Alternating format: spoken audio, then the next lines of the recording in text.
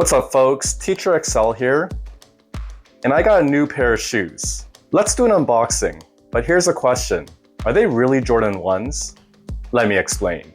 This is Make Easy Air Jordan 1 Mid Unboxing. But are they really Jordan 1s?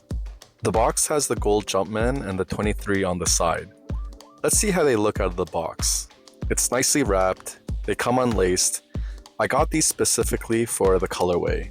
Black, white, and the Tiffany teal accent. Let's lace them up and take a closer look. I really like the classic silhouette of the side profile. They look nice at all angles. These shoes can be worn casually and worn up to add a street style to your everyday look.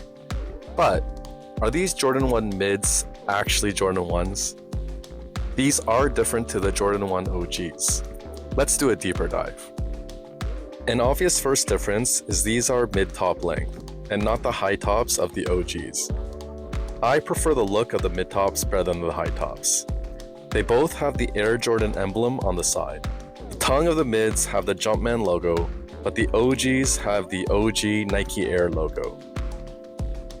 A major difference between the shoes is the material. In the mids, only this black trim is leather, and I think the rest of the shoe is synthetic. But the OGs use better, more supple leather for the whole shoe. And the biggest difference of all between the two is the pricing. The mids retail for about $125, but the OGs can go for over $200. The sneakerheads prefer the OGs.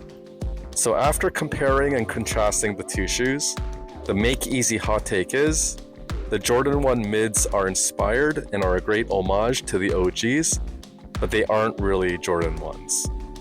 Thanks for watching. Subscribe, like, and comment for more Make Easy fashion tips and tricks. And until our next one, stay well, folks.